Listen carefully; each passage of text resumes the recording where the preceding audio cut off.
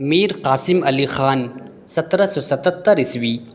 میر قاسم علی خان ایک جنگجو نواب تھے جنہوں نے ایسٹ انڈیا کمپنی کے خلاف آخری دم تک اس یقین کے ساتھ جنگ لڑی کہ وہ انگریزوں کو ہندوستان سے بھگا کر ہی اپنی مملکت کی حفاظت اور اپنے لوگوں کی آزادی اور خوشحالی کو یقینی بنا سکتے ہیں۔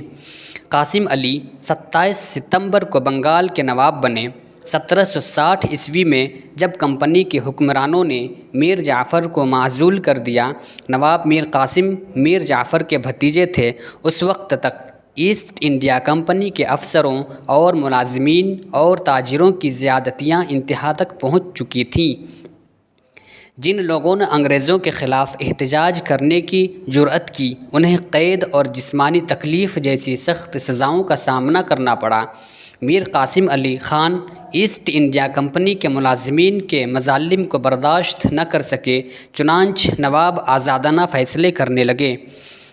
اس نے مئی 1762 میں کمپنی کے افسروں اور ملازمین کے ظلم کے خلاف احتجاج کرتے ہوئے ایسٹ انڈیا کمپنی کی کونسل کو خط لکھا، لیکن کوئی جواب نہیں ملا۔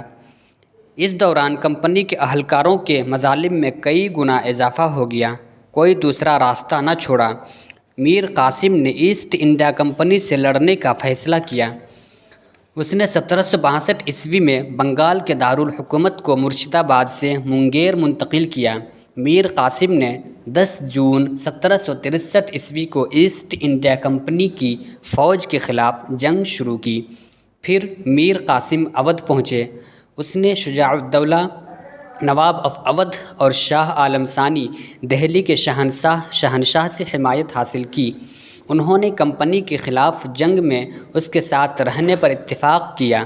میر قاسم علی خان نے اودھ اور دہلی کی فوجوں سے مدد ملنے کی امید کے ساتھ بکسر میں ایسٹ انڈیا کمپنی کی فوجوں کا سامنا کیا، لیکن اودھ اور دہلی کی فوجیں آگے نہ آئیں اور انگریز حکمرانوں کی سازش کی وجہ سے جنگ میں صرف تماشائی کے کردار تک محدود رہیں۔ غداری کے عمل کے نتیجے میں میر قاسم کو شکست کا منہ دیکھنا پڑا اور وہ میدان جنگ چھوڑنے پر مجبور ہو گئے۔ اپنے آپ کو دشمن کے حوالے کرنے سے گریز کرتے ہوئے میر قاسم علی میدان جنگ سے فرار ہو گئے اور اس نے حمایت حاصل کرنے کے لیے مختلف مقامی حکمرانوں سے خفیہ طور پر رابطہ قائم کیا تاکہ وہ ایک بار پھر انگریزوں کے خلاف لڑ سکے۔